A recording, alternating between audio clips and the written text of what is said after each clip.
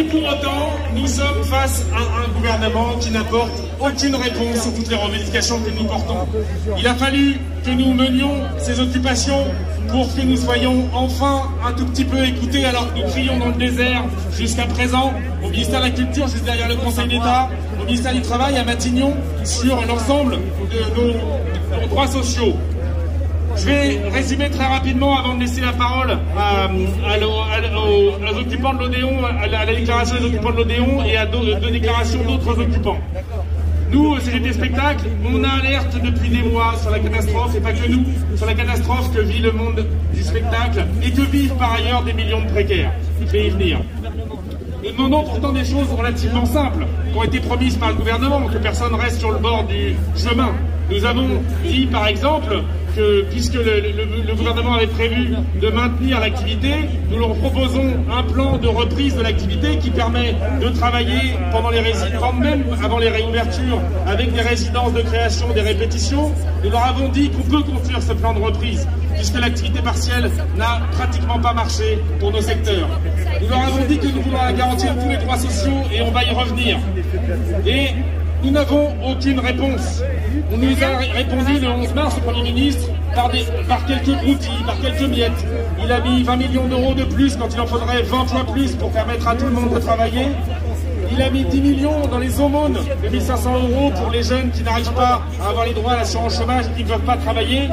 Et nous n'avons même pas eu de réponse sur une promesse pourtant faite par le gouvernement de régler la question de l'accès au congé maladie maternité qui concerne les gens du spectacle et évidemment des gens autre part, des précaires sur lesquels la sécurité sociale va faire des économies, sur le dos desquels il va y avoir des économies puisqu'ils n'auront pas accès à leur congé.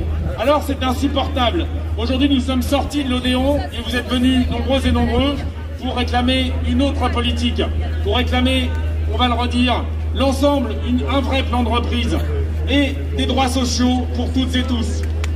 C'est pour ça que nous sommes en lutte sur contre la réforme de l'assurance chômage, qui est un véritable scandale et dont on a appris il y a 2 jours, j'étais en bureau de l'UNEDIC, qu'elle va toucher encore plus de monde que prévu. C'est plus 800 000 personnes au 1er juillet, c'est 1,15 million qui vont se voir baisser leurs droits de façon drastique et pour lesquels les petites corrections du gouvernement sont totalement insuffisantes. Nous avons déjà annoncé pour ce qui est de la CGT, et je pense que d'autres vont nous suivre, qu'on ira au Conseil d'État refaire annuler cette réforme et leur exploser cette réforme pour qu'on ait d'autres droits sociaux. C'est totalement bancal juridiquement et c'est un scandale politique et social. Voilà, je laisse la parole à Antoine et Noélie pour l'Odéon, et puis on va donner la parole ensuite, je crois, au TQI d'Ivry. On a décidé de faire des prises de parole assez courtes, de ne pas faire une longue prise de parole comme on avait fait le 4 mars, pour pouvoir partir en manifestation rapidement en direction du ministère du Travail, auquel nous avons demandé rendez-vous. Je n'ai pas de réponse, mais on aura peut-être des réponses dans l'après-midi. Voilà, je vous laisse la parole. Personne ne nie que le virus existe, d'ailleurs notre ministre est malade, on lui souhaite un bon rétablissement.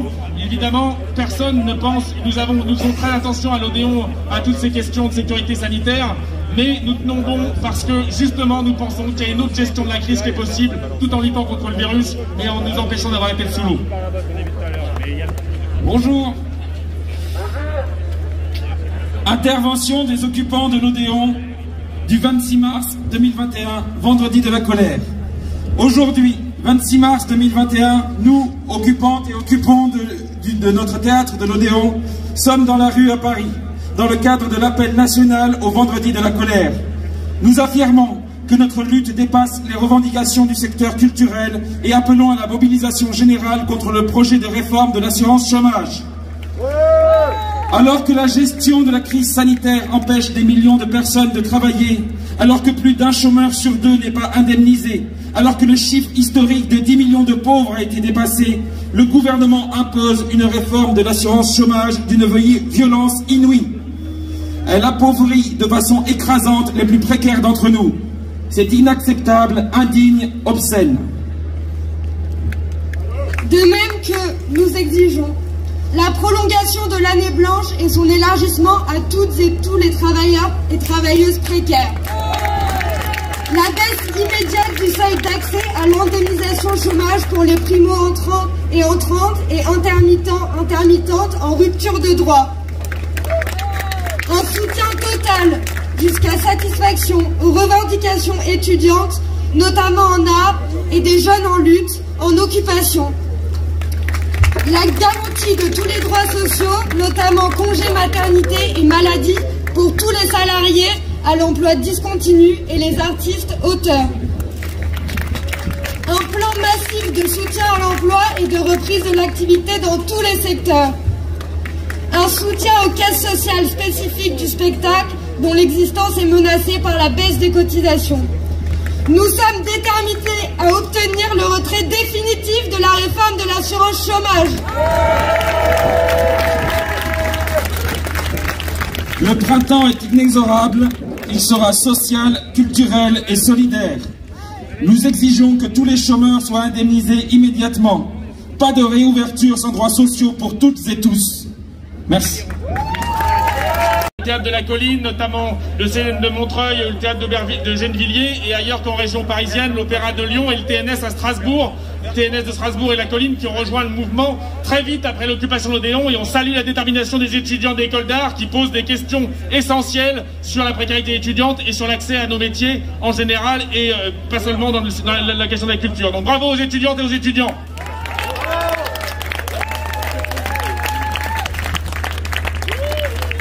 Alors, bonjour à tous et à toutes. Donc moi je suis du théâtre des quartiers d'Ivry, on occupe depuis 2 semaines et on est très content d'être là parce qu'effectivement le retrait de cette réforme chômage est essentiel. En fait chez nous on est beaucoup d'étudiants, on est beaucoup de gens qui sont en sortie d'école, qui n'ont pas encore trouvé de travail. Il y a beaucoup de gens qui sont justement dans cette précarité-là et qui comptent sur cet appui de l'État essentiel là en ce moment en plus. Et du coup, on aimerait dire qu'on s'allie à cette lutte et que nous, de notre côté, on a nos revendications et on se bat à vos côtés et j'espère que vous viendrez vous battre aux nôtres.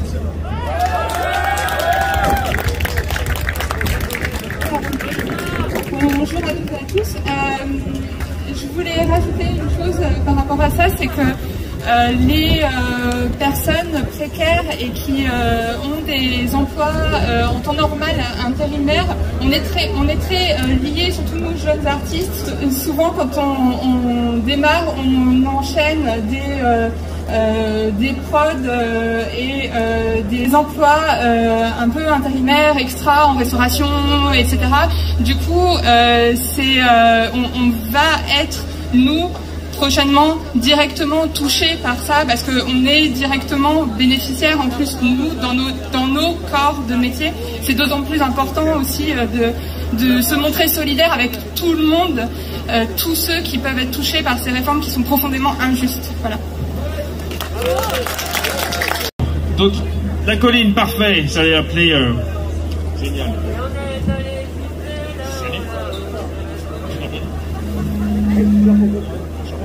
Et maintenant Malou du théâtre de la Colline, bravo.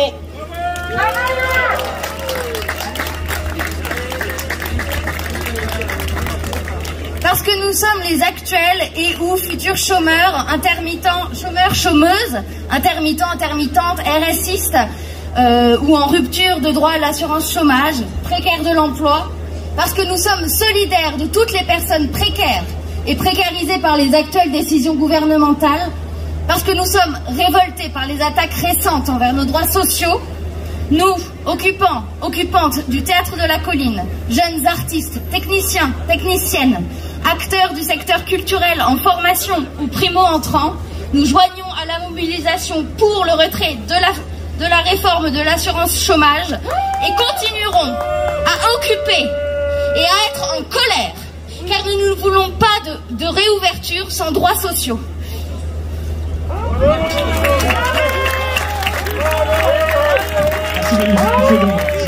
Une seconde parce que il y a...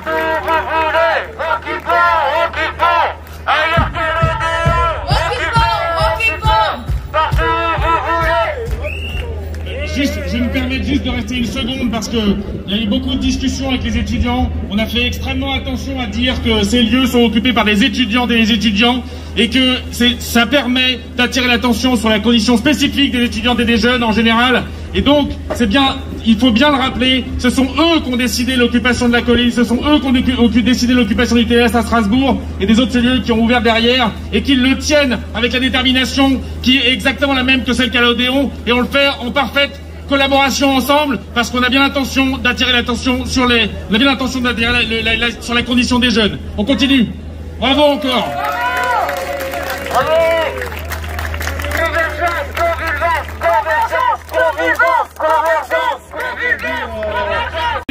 La parole à un occupant de l'Odéon qui est venu plusieurs fois, qui s'appelle Hassan Azem et qui se bat avec d'autres, avec son collectif depuis le début pour le retrait de sa réforme d'assurance chômage.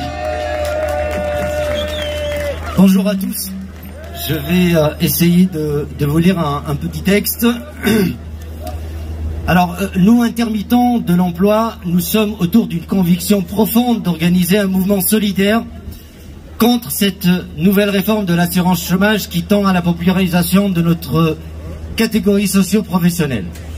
Nous refusons la destruction du pacte social organisé par le gouvernement Macron. Nous devons dans ce sens, en ayant en mémoire l'action éminemment progressiste et incroyablement émancipatrice de nos aînés, ouverts sur la société et porteurs d'un projet de transformation sociale, œuvrer à une convergence de toutes les énergies et de toutes les luttes dans un élan de solidarité inédit. Nous dénonçons avec véhémence toutes les tentatives de désintégration, de saccage du Code du travail, à coups d'ordonnances et de lois aussi abjectes qu'ignominieuses. Nous sommes aujourd'hui face à une évidence que le monde de mensonges sur lequel le gouvernement Macron a bâti son règne, son pouvoir discriminant, s'est écroulé pour exhiber sa seule vérité, brandir les aspects les plus totalitaires de la Ve République. Sa seule réalité, entreprise d'anéantissement de toute action s'inscrivant dans une perspective sociale harmonieuse. Ce constat ne doit pas se départir de la nécessité pour tous les acteurs de la société civile de se retrouver et de réaliser l'analyse critique afin d'amorcer une stratégie émancipatrice et de faire force commune pour construire, refonder une société en crise, une société en lambeaux. Il y va de notre responsabilité. Face à l'horreur hurlante, le silence est aussi inhumain que le crime. Face à cette situation et face à la catastrophe sanitaire que nous vivons, l'urgence de la mobilisation de tous est plus que sanitaire au moment où le gouvernement Macron octroie les aides à tout le monde. Il en oublie une frange de la société, nous les intermittents de l'emploi, appelés plus communément les extras, livrés à eux-mêmes sans une quelconque aide ni considération, laissant sur le carreau, à la marge de la société, des centaines de milliers de personnes sans perspective d'avenir et pourtant composante inamovible de la société. Les gouvernants actuels ne se sont plus guère souciés des conditions sociales et économiques très difficiles imposées aux citoyens durant des décennies.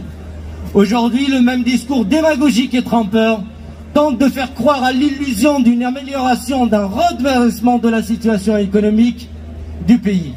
Le peuple pris au dépourvu face à une économie libérale brutale, une ubérisation rampante, des attaques contre le service public, des licenciements, de la répression. Le peuple se voit ses conditions de vie se dégrader davantage. À ce stade, ni les précautions oratoires, ni l'aveuglement volontaire ou non, ne peuvent plus masquer la guerre sociale totale déclarée par Macron et son gouvernement. La honte sera moins honteuse que vous. Merci à tous.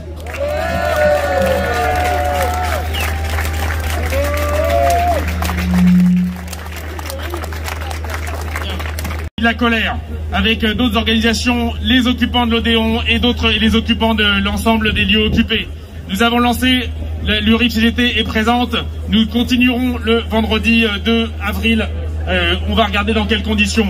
Et puis il y a des perspectives de lutte, puisqu'il y a des journées d'action le 8 avril, dans différentes professions, qui sont certainement des objectifs. C'est pas un vendredi, mais c'est le jeudi, 8 avril. En attendant, on continue à se battre pour obtenir satisfaction sur toutes nos revendications, je ne vais pas les redire, et obtenir qu'enfin ils construisent tout ce que nous avons demandé, parce qu'il y a urgence. Il y a urgence à sortir des réponses sur le plan de reprise comme sur les droits sociaux.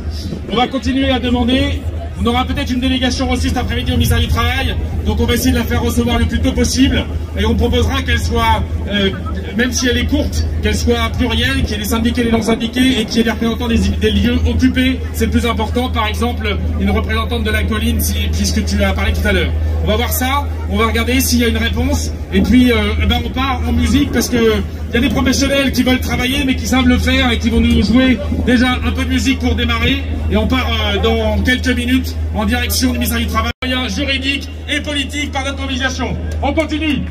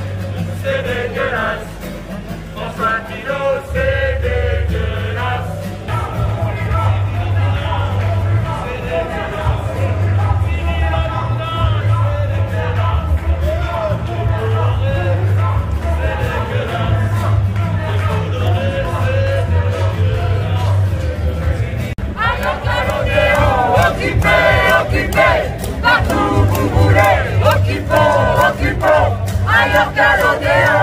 Occupé, occupé, partout où vous voulez. Occupons, occupons, ailleurs qu'à l'Odéon. Occupé, occupé, partout où vous voulez.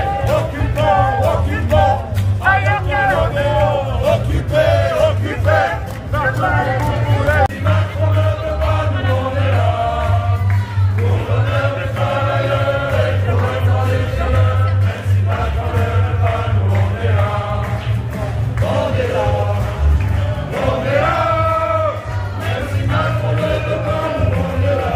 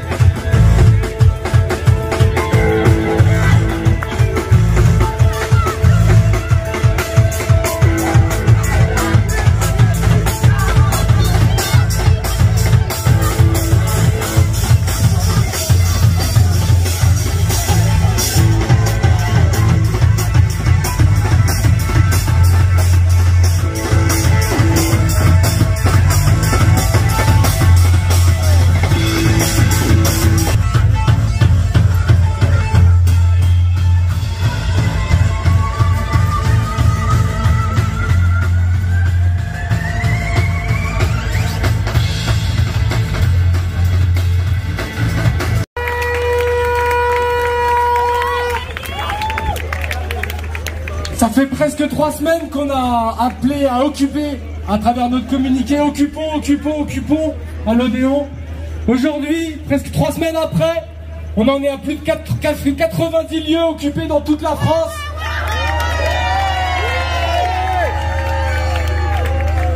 Essentiellement des lieux de culture, pour l'instant.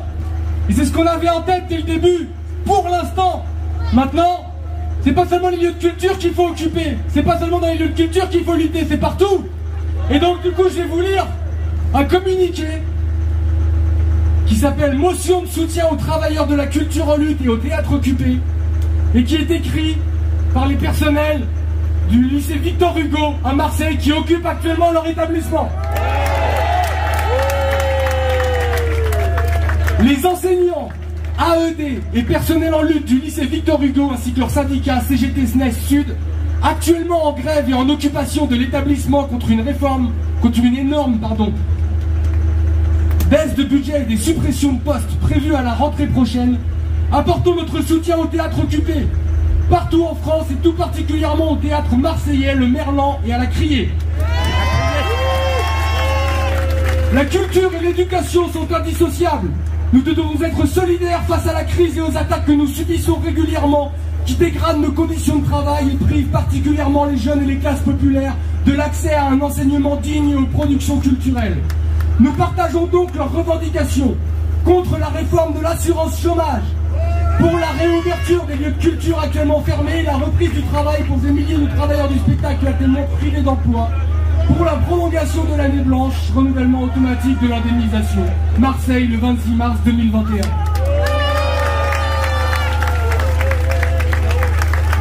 On voit que c'est possible, bravo à Marseille, merci à Marseille.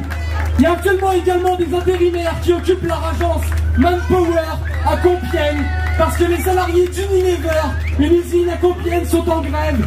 Et l'agence Manpower a décidé de ne pas payer les intérimaires qui ne peuvent pas accéder à l'entreprise à cause de la grève. En réaction, les intérimaires ont décidé d'occuper l'agence Manpower. Ils ont gagné. Ils ont gagné. L'ensemble de leur salaire sera payé, y compris toutes les primes. L'occupation et la lutte payent. Occupons, occupons. Occupons, occupons. Partout nous le pouvons. Occuper, occuper. Partout nous le voulons. Occupons, occupons. Partout nous le pouvons. Occuper, occuper. Partout vous le voulez. Occupons, occupons. Partout nous le pouvons. Occuper, occuper. Partout vous le voulez. Occupons, occupons. Partout nous le pouvons. Alors ouais, on converge, ouais, ouais, on convulse, ouais, ouais, c'est l'Élysée qui va glisser sous son pull, ouais, ouais. Opération, ouais, ouais. Alors ouais, on converge, ouais, ouais, on convulse, ouais, ouais, c'est l'Élysée qui va trembler sous son pull, ouais, ouais. Opération, ouais, ouais. Alors ouais, on converge, ouais, ouais, on convulse, ouais, ouais, c'est l'Élysée qui va trembler sous son pull, ouais, ouais. Occupation, ouais, ouais.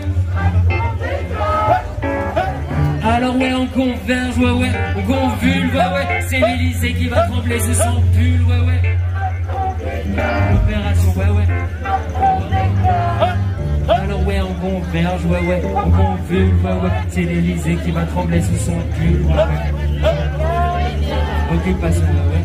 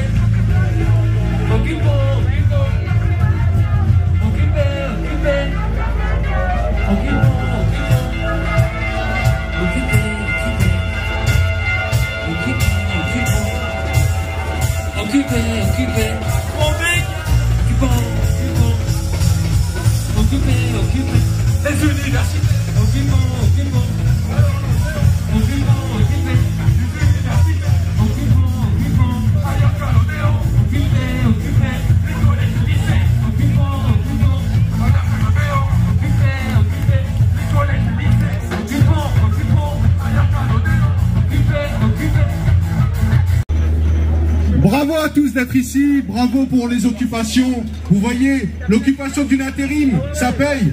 L'occupation d'un théâtre, ça va payer. Et l'occupation de la place publique, c'est là qu'on peut dire ce qu'on a à dire. On a encore cette liberté, même si, dans les faits, on en a de moins en moins. J'en profite pour dénoncer ce qui se passe à la RATP, le harcèlement de masse, la discrimination quotidienne, les licenciements sur la base d'accusations mensongères. Tout ça pour embaucher des gens en CDI, pour virer au passage les agents statutaires. Tous en lutte, tous solidaires. Et un dernier morceau de musique pour se dire au revoir et à demain. Et on va vous faire un petit dernier morceau. Vous pouvez chercher Spoik Music sur les réseaux sociaux si vous avez aimé ce que vous avez entendu. C'était totalement improvisé. Et le prochain morceau aussi.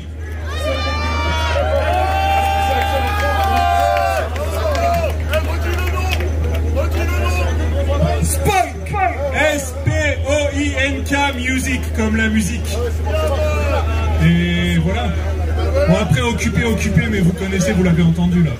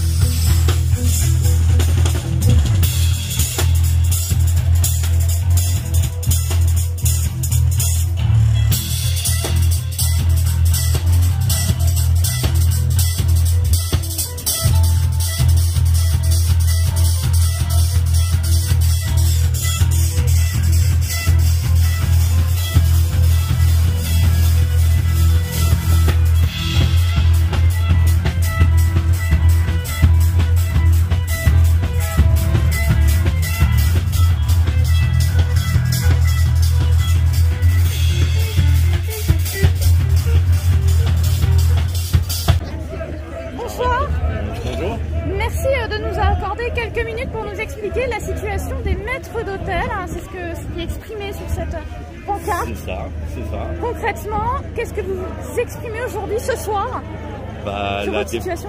La déprime pour beaucoup, qui depuis un an ne travaillent pas. Que les ressources d'allocation ne sont pas suffisantes. C'est même pas ça, c'est qu'en fait, nous, notre statut, en travaillant, on recherche des heures. Et sans travailler, on ne recherche pas d'heures pour le Pôle emploi quand on n'a pas de travail, en fait. Donc, beaucoup de gens n'ont pas travaillé cette année, ne peuvent pas recharger leurs heures. Et donc, ils n'ont pas d'argent, ils n'ont pas de salaire, ils n'ont pas d'aide. Voilà, il n'y a aucun aide qui est pour ça. C'est une situation extrêmement précaire. Des familles complètes sont dans cette situation. Tout à fait, oui. Tout à fait. Moi, mon ami est maître d'hôtel depuis 22 ans. On va se retrouver pour les traiteurs, maître d'hôtel et tout ça. Et là, ça fait un an qu'elle touche rien. Venez avec 10 personnes. Donc, voilà, on vit sur on a fini pour aujourd'hui.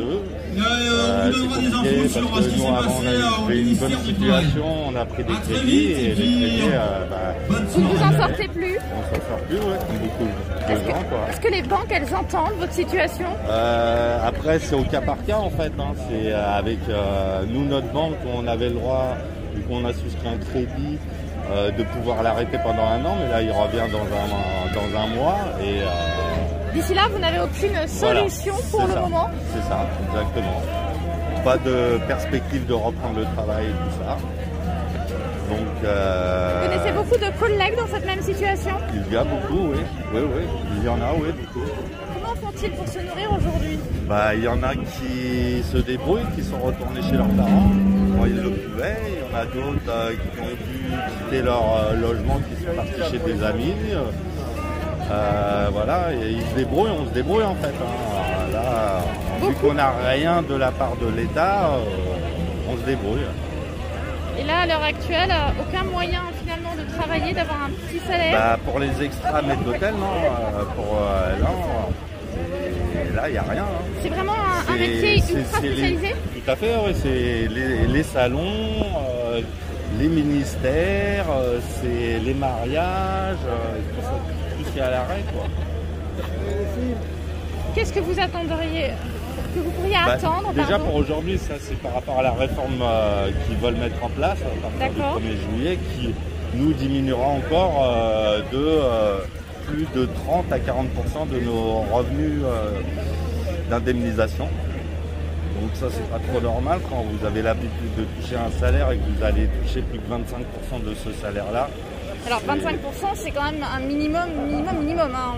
25% c'est pas grand-chose par rapport au salaire. Ouais, c'est ça, ouais. C'est ça. C'est rien du tout. Concrètement, dans l'hôtellerie, on sait que les salaires ne sont pas non plus exorbitants. Non, sauf quand vous travaillez pour les extra maîtres d'hôtel, vous travaillez à l'heure. D'accord. Vous avez un nombre d'heures et après vous travaillez en heure supplémentaire. Concrètement, vous gagnez mieux votre vie en extra maître d'hôtel qu'en restauration classique où vous faites beaucoup d'heures aussi, qui sont beaucoup moins bien rémunérées. Sauf qu'à partir du moment où vous ne pouvez plus travailler, que vous n'êtes payé que 25% des heures effectuées et du salaire reversé chaque mois, à ce moment-là, vous seriez dans une situation encore plus précaire que d'autres? Encore plus, oui, tout à fait, oui. Parce que Nous, on est en intermittent, c'est-à-dire que c'est pas régulier. Il y a des gros mois, les mois de juin, mois de janvier, mois de septembre, mais c'est pas tout le long de l'année non plus. Donc après, les mois, c'est pas constant, non, c'est de l'intermittence.